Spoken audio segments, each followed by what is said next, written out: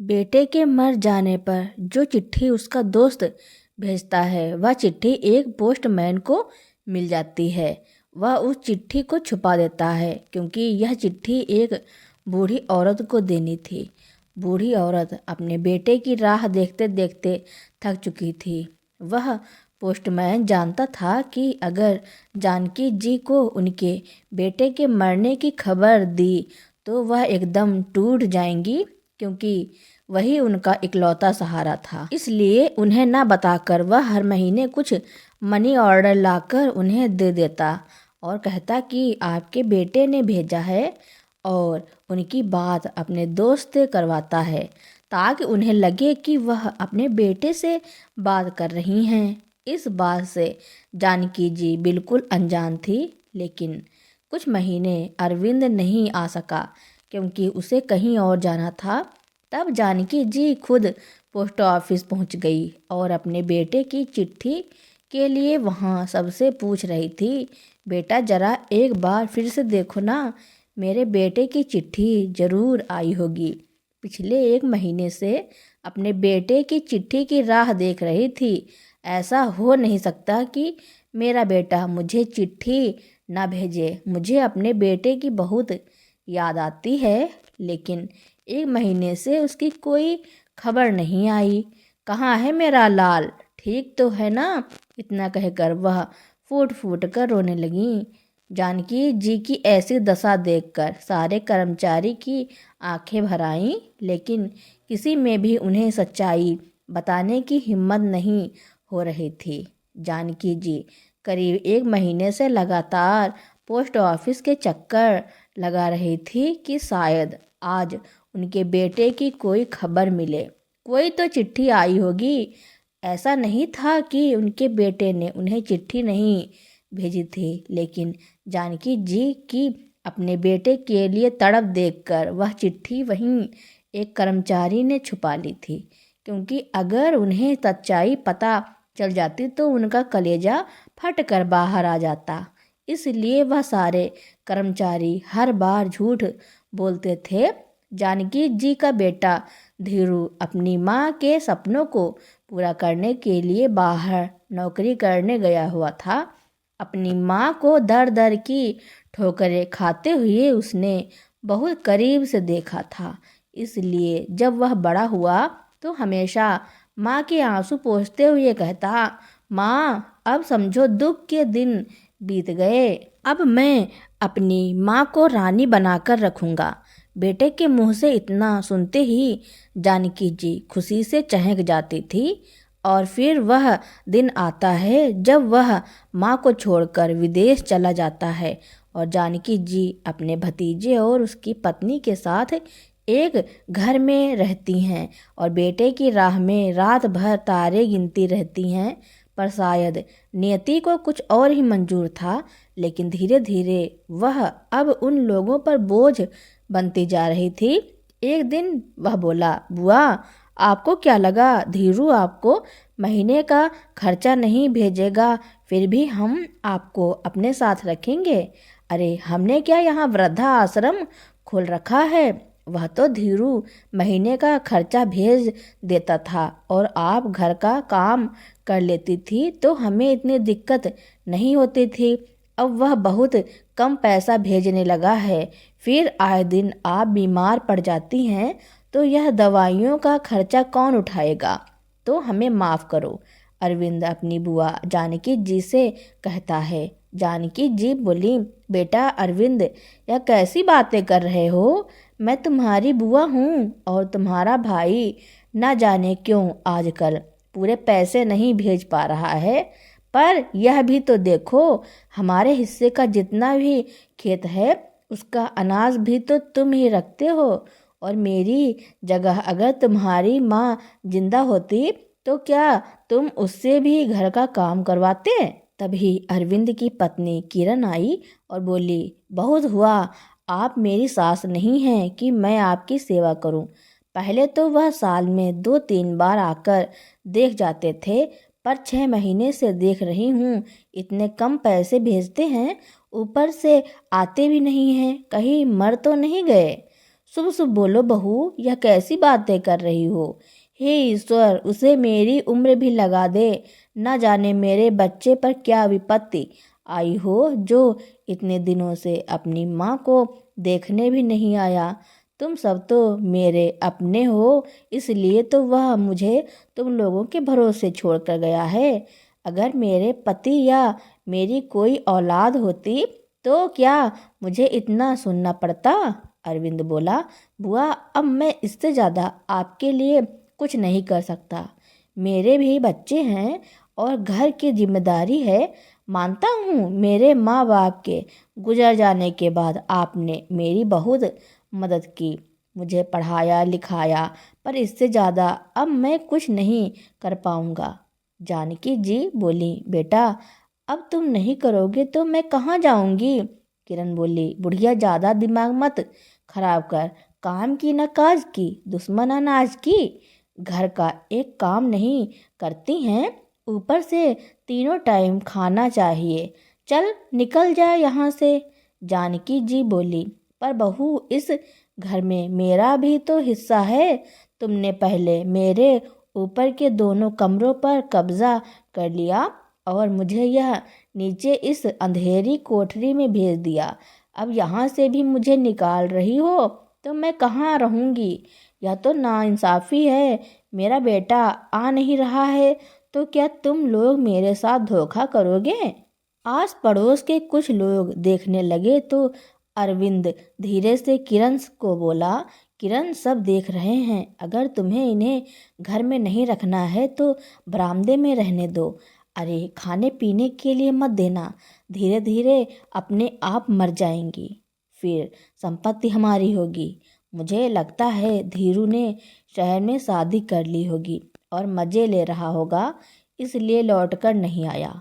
किरण बोली, अच्छा तो वहाँ शहर में मज़े लेंगे और मैं यहाँ उनकी देखभाल करूँगी। मैंने क्या इनका ठेका लेकर रखी हूँ। अरविंद बोला, तुम समझती क्यों नहीं हो, अगर वह नहीं आएगा तो सब कुछ हमारा ही होगा। किरण बोली, सुन लो जी, अगर बुढ़िया 6 महीने और साल भर में नहीं मरी तो मैं घर से धक्के मारकर इन्हें निकाल दूंगा और अब यह घर के अंदर नहीं रहेंगी। बरामदे के पास जो भूसे वाली कोठरी है उसमें इनका खाट लगा दो। इतना कहकर किरण ने 2 सूखी रोटी और दाल जानकी जी के सामने रख दी और वह मुंह बनाकर चली गई। अरविंद बोला, बुआ देख लो, आपके लिए मैं अपनी पत्नी से भी नाराज़गी मोल ले रहा हूँ और थोड़ा बहुत घर का कामकाज किया करो, वरना जंग लग जाएगी। आपका बेटा तो देखने नहीं आता है, मैं कितने दिन ही करूँगा। इतना कहकर वह भी चला गया। अगले दिन महीने की आखिरी तारीख थी। जानकी जी दरवाजे के बाहर टकटकी लगाए बैठी थी। तभी सामने पोस्टमैन गौरव आया। अम्मा कैसी हो, यह लो अपनी मनी ऑर्डर। जानकी जी अपनी आंखों पर चढ़े चश्मे को उतारकर आंचल से साफ करके पहनी। उनकी आंखों में चमक थी। बेटा बड़े दिन बाद तुम आए, सब कुछ ठीक तो है ना। गौरव बोला, अम्मा मैं तो भला चंगा हूँ, अब आपका बेटा पैसा भेजेगा तभी तो हम देने आएंगे, और वैसे भी गांव गया था, हो सकता है इस बीच में आपके बेटे ने पैसे नहीं भेजे होंगे, इसलिए दूसरा डाकिया नहीं आया होगा। जानकी जी ने बड़ी उम्मीद से कहा, बेटा क्या तुम एक बार मेरे बेटे से बात करवा दोगे। गौरव ने एक नज़र उन्हें देखा, फिर उनकी बात को टालना चाहा और बोला, अम्मा आज मेरे पास बिल्कुल भी टाइम नहीं है कि हर बार की तरह मैं आपको आपके बेटे से बात करवा सकूं। जानकी जी बातें करने लगी, बेटा क्या बताऊं, सब कहते हैं शायद मेरे बेटे ने शादी कर ली है, इसलिए अपनी माँ के पास आना नहीं चाहता। बस थोड़ी देर की ही बात करवा दे, तुम्हारा बहुत एहसान होगा। गौरव बोला, माँ आप मुझे हर बार बात करवाने की जिद ना किया करो। यह कहते हुए उसने अपने मोबाइल पर कोई नंबर डायल किया और बोला, लो अम्मा बात कर लो, लेकिन ज़्यादा बात मत करना, मेरे पैसे कट जाते हैं। इतना कहकर जानकी जी की तरफ मोबाइल बढ़ा दिया। जानकी जी मोबाइल पर अपने बेटे से हालचाल पूछने लगी। मिनट भर बात करके ही उन्हें संतुष्टि हो गई। उनके चेहरे पर मुस्कान छा गई और वह अपने सारे दुख दर्द भूल गई। गौरव बोला, माँ पूरे 5,000 रुपये हैं, ध्यान से देख लो। इतना कहकर 100 के 5 नोट उनको बढ़ा दिए। जानकी जी ने उन्हें ठहरने का इशारा किया तो डाकिया बोला, अब क्या हुआ अम्मा, यह लो रुपए रख लो। गौरव बोला, क्यों अम्मा? उसने आश्चर्य से देखा। जानकी जी बोली, हर महीने रुपए पहुंचाने के साथ साथ तू मेरे बेटे से मेरी बात भी करवा देते हो, खर्चा होता होगा ना। गौरव बोला, नहीं रहने दीजिए। वह लाख मना करता रहा लेकिन जानकी जी ने जबरदस्ती उसकी मुट्ठी में 500 रुपये दे दिए।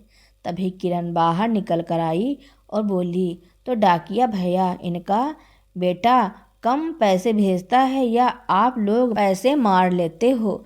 5,000 में आज के ज़माने में होता क्या है? और आप बुआ यह पैसे पहुंचाना तो इनका काम है, तो आप इसे बख्शिश क्यों दे रही हैं? लाओ 500 रुपये वापस दो। गौरव ने चुपचाप 500 रुपये किरण को वापस कर दिया। न जाने इनका बेटा कहाँ मर रहा होगा और हमारे सर पर यह बोझ की गठरी छोड़ गया। इतना कहते हुए वह जानकी जी के हाथ से पैसे लेकर अंदर चली गई। गौरव को जानकी जी की स्थिति को देखकर बहुत दुख हुआ। उसने कहा, माँ आप यहाँ रहती ही क्यों हैं, कहीं और क्यों नहीं चली जाती? वह बोली, बेटा अपनों ने मेरे दर्द को कभी नहीं समझा, पर तुम गैर होकर भी मेरे दर्द को समझ पा रहे हो। मैं यहाँ से कैसे जा सकती हूँ? कल को मेरा बेटा मुझे ढूंढते हुए यहाँ आएगा और मैं नहीं मिली तो वह उदास हो जाएगा। अब तो यह मेरी किस्मत हो गई है, न जाने ईश्वर ने मेरे भाग्य में क्या लिखा है। वह गौरव को आशीर्वाद देती हुई अपने घर के भीतर चली गई। गौरव थोड़ी दूर बढ़ा था कि किसी ने उसके कंधे पर हाथ रखा। उसने पीछे मुड़कर देखा तो उसका दोस्त विशाल, जो इस कस्बे में मोबाइल की दुकान चलाता था। गौरव बोला, अरे विशाल, यहाँ कैसे? इस वक्त तुम अपनी दुकान पर होते हो ना? विशाल ने कहा, गौरव भाई तुम हर महीने ऐसा क्यों करते हो? गौरव घबराते हुए बोला, मैंने क्या किया? विशाल बोला, हर महीने तुम इस बूढ़ी अम्मा को अपने जेब से रुपए देते हो और मुझे फ़ोन पर इनका बेटा बनाकर इनसे बात करने के लिए मुझे पैसे देते हो। पर ऐसा क्यों? आखिर यह तुम्हारी लगती क्या है? विशाल का सवाल सुनकर गौरव सकपका गया, मानो अचानक उसका कोई झूठ पकड़ा गया हो। लेकिन अगले ही पल उसने सफाई दी, भाई विशाल, यह रुपए इन्हें नहीं बल्कि समझ लो अपनी माँ को देता हूँ। विशाल बोला, मैं समझा नहीं। गौरव बोला, इनका बेटा कमाने के लिए बाहर गया था। वह हर महीने इनके लिए पैसे भेजता था, बीच बीच में तो शायद मिलने भी आता था। लेकिन 6 महीने पहले एक दिन मनी ऑर्डर की जगह उसके एक दोस्त की इस बूढ़ी अम्मा के नाम से चिट्ठी आई। विशाल बोला, चिट्ठी? कैसी चिट्ठी? क्या लिखा था उस चिट्ठी में? क्या तुमने पढ़ा था? बताओ बताओ। फिर क्या हुआ? विशाल की जिज्ञासा दुगनी हो गई। गौरव बोला, हर महीने इन रुपयों को इंतजार में और बेटे की कुशलता की उम्मीद करने वाली इस बुढ़िया को यह बताने की मेरी हिम्मत ही नहीं हुई कि संक्रमण की वजह से उनके बेटे की जान चली गई और अब वह इस दुनिया में नहीं रहा। विशाल बोला, क्या 6 महीने पहले उनके बेटे की मौत हो गई? हे भगवान, और इस बेचारी को खबर भी नहीं। लेकिन यह तुम्हारी माँ नहीं है तो तुम इन्हें पैसे क्यों देते हो?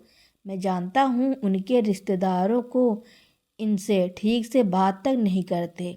वह तो इसी फिराक में है कि कब इस बुढ़िया की मौत हो और इसकी संपत्ति पर वह अपना कब्जा जमा लें। मेरे भाई अपनों के लालच में ना जाने कितने बूढ़े माता पिता चले गए हैं, फिर मैं और तुम क्या कर सकते हैं। गौरव बोला, एक समय था मैं भी अपनी माँ को हर महीने पैसे भेजता था, लेकिन अब मेरी माँ भी कहाँ। तो जब मैं उनको देखता हूँ तो उनमें मेरी माँ की छवि भी दिखती है। बहुत बड़ा कर्ज है इनका मुझ पर। हाँ, और कुछ नहीं कर सकता, बस यह 1000 2000 देकर उनकी उम्मीद को जिंदा रखना चाहता हूँ। घरों से पैसे लेकर जानकी जी का बेटा बनकर बात करके विशाल भी एक अजनबी माँ के प्रति स्नेह से निशब्द रह गया। अगले महीने उसने बात करने के लिए, मुझे पैसे मत देना, मैं ऐसे ही बात कर लूँगा। इस थोड़े से सुख से इस बेचारी की परेशानी खत्म नहीं होगी। अगर तुम्हें कुछ करना है तो कुछ ठोस कदम उठाओ, और कोई मदद चाहिए हो तो बताना। गौरव घर जाकर अपनी पत्नी सुमन से बोला, मैं तुमसे बताता नहीं था, पर पिछले 6 महीने से मैं अपनी सैलरी के कुछ पैसे एक बूढ़ी माँ को देता हूँ। इतना कहकर उसने सारी बात बता दी। सुमन बोली, विशाल भैया सही बोले, यह तो कोई उपाय नहीं हुआ, आपको उनके लिए कुछ करना चाहिए। गौरव बोला, मैं क्या ही कर सकता हूँ। सुमन बोली, हाँ, हमारी स्थिति भी ऐसी नहीं है कि हम उन्हें अपने साथ भी रख सकें, पर बुजुर्गों के लिए भी आश्रम होता है, तो क्यों ना हम उन्हें वृद्ध आश्रम में छोड़ आएं। कम से कम उनकी देखभाल तो अच्छे से होगी। गौरव बोला, क्या इसके लिए उनका परिवार मानेगा।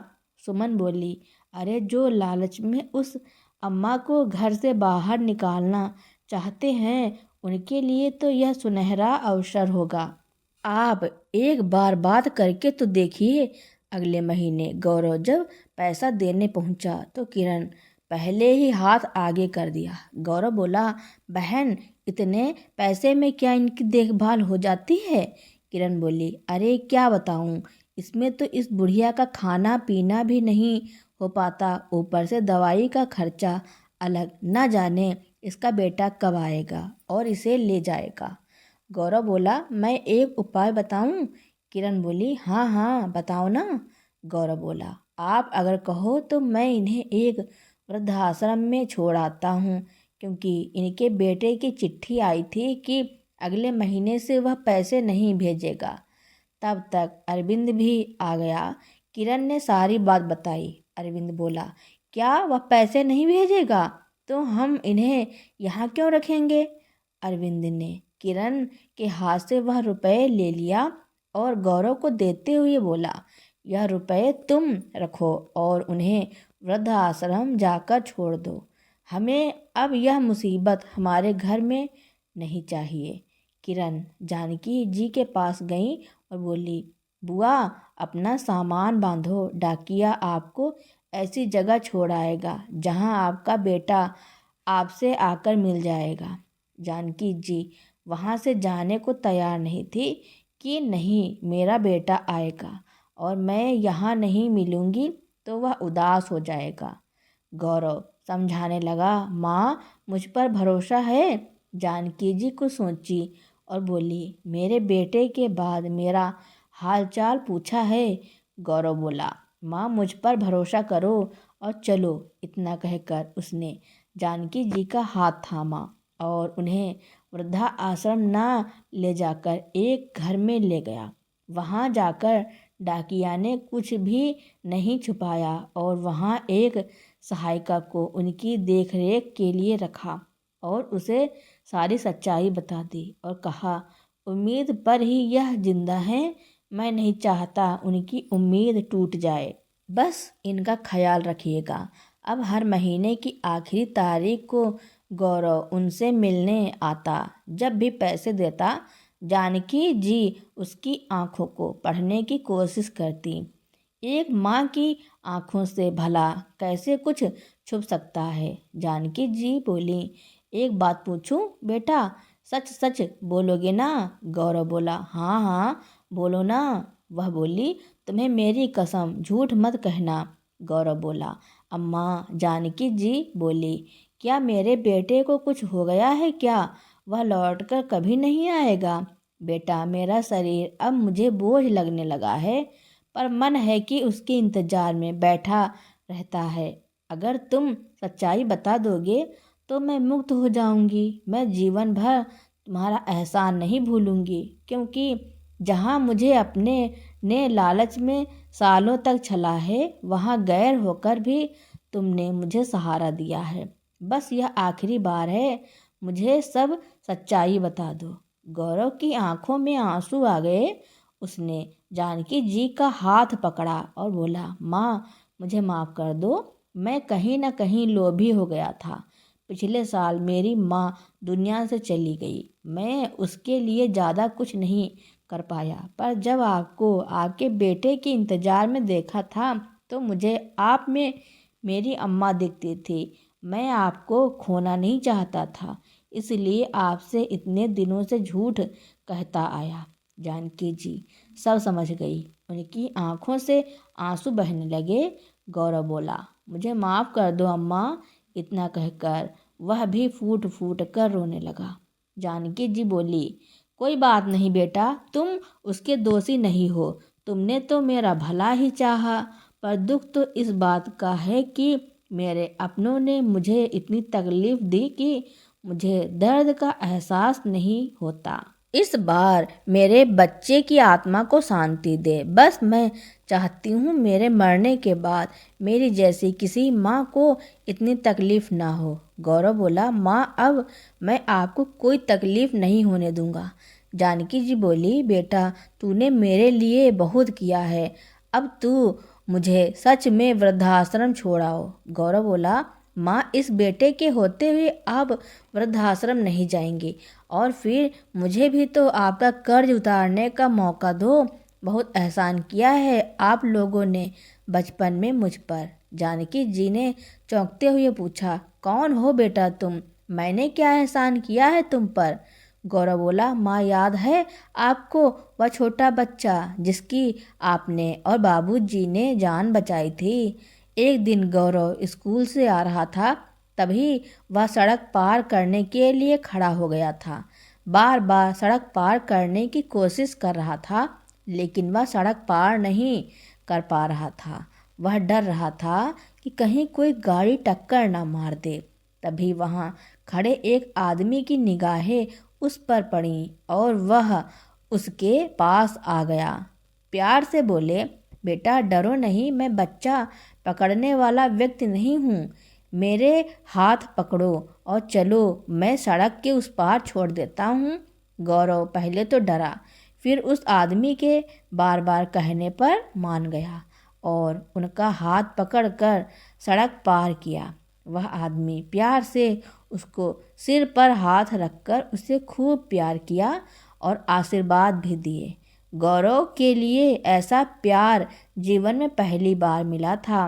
वह बड़ा खुश होता है और कहता है कि अंकल जी, आपको खूब धन्यवाद। आपने मुझे सड़क पार करवाया और खूब प्यार किया, इसके लिए धन्यवाद। अब मैं घर जाता हूँ। मेरी मम्मी मेरी राह देख रही होंगी। कल फिर मिलूँगा। बाय बाय अंकल जी। नन्हे गौरव की बात सुनकर कमलेश जी की आंखें भर आई थी। वह बहुत देर तक उसे निहारते रहे। गौरव अपने घर आ जाता है और माँ से खुश होकर बताता है कि माँ, आज मुझे सड़क पार करने में बहुत डर लग रहा था, लेकिन एक अंकल ने आकर मेरा प्यार से हाथ पकड़ा और मुझे सड़क पार करवाया। खूब प्यार भी किया। कई दिनों तक वही आदमी उसे सड़क को पार करवा देते, प्यार से गले लगाते, ढेर सारा आशीर्वाद भी देते, साथ ही उसे खाने के लिए चॉकलेट भी देते। अब यह दिनचर्या रोज की हो गई थी। अब यही नन्हे गौरव की उस आदमी के साथ साथ दिनचर्या बन गई थी। एक दिन वह उनके घर जाता है और उसकी पत्नी उसे गले लगाकर खूब प्यार करती हैं। यह देखकर गौरव को उस वक्त बड़ा अच्छा लगता है। जानकी जी उसे उसकी पसंद का खाना बनाकर अपने हाथों से खिलाती हैं। यह सब देखकर गौरव को उससे बड़ा लगाव हो जा गया था। वह कमलेश जी से बड़ा घुल मिल जाता है। गौरव घर आकर अपनी माँ को यह बताता है कि माँ, मैं आज उन अंकल जी के घर गया था। वह लोग बड़े अच्छे हैं, मुझे बहुत प्यार करते हैं, मैं भी उन्हें बहुत प्यार करता हूँ। माँ चलो उनसे आपको मिलवाता हूँ। माँ को अपने बेटे की बात सुनकर उन दंपत्ति से मिलने की उत्सुकता आ जाती है। आखिर उन्हें भी जानना था कि कैसे लोग हैं। उन्होंने गौरव से कहा कि चलो कल मैं चलूँगी मिलने। बच्चा खुशी से उछलने लगा। जैसे ही सुबह तैयार होकर वह अपने माता पिता को लेकर कमलेश जी के घर पहुंच जाते हैं और अपनी माता जी का परिचय उनसे करवाते हैं। गौरव की माँ उनसे मिलकर बहुत खुश होती है।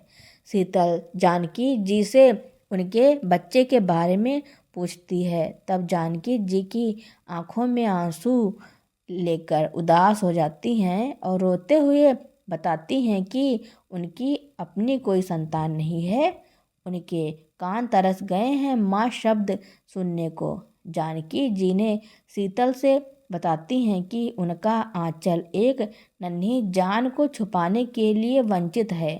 रोते हुए आगे कहती हैं कि मैं बच्चों के लिए किस किस अस्पताल नहीं गई, कहाँ कहाँ माथा नहीं टेका, कहाँ कहाँ मिन्नतें नहीं मांगी, सभी देवी देवता तक पूजा की, पर फिर भी भगवान प्रसन्न नहीं हुए। ना जाने मेरी पूजा में क्या कमी रह गई थी, मेरी झोली नहीं भरी अभी तक। तब से मेरा भगवान से भरोसा ही उठ गया और कोई देवी देवता नहीं होते, सब पाखंड है, छलावा है।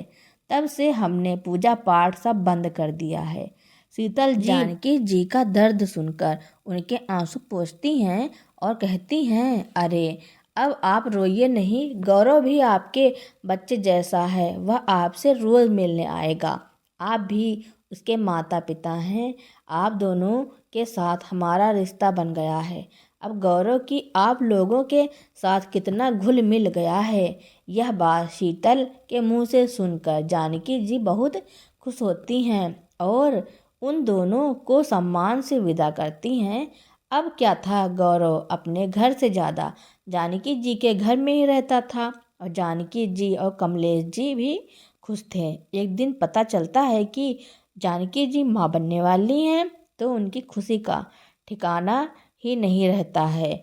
जो इतने सालों से नहीं हुआ वह आज होने वाला है। जैसे नन्हे गौरव की उनकी पुकार भगवान तक पहुंचा दी है। समय बीता, जानकी जी ने खूबसूरत बेटे को जन्म दिया। दोनों ही बहुत खुश थे, पर गौरव के पापा को नौकरी की वजह से अपने परिवार के साथ दूसरे शहर में शिफ्ट होना पड़ा था। उसके बाद वह गौरव से कभी नहीं मिली। लेकिन जब गौरव की नौकरी लगी और वह पोस्टमैन बनकर उस पते पर पहुंचा था, तो वहां जानकी जी को देखकर उसकी आंखें भर आई थी। और जब उसे पता चला कि उनका बेटा इस दुनिया में नहीं रहा, तो उसने एक बेटा बनकर अपना फर्ज पूरा किया। गौरव की बात सुनकर जानकी जी रो पड़ी और उसे गले से लगा लिया। तो सच में वही नन्हा गौरव है ना? जानकी जी ने पूछा। हाँ माँ, मैं आपका वही गौरव हूँ।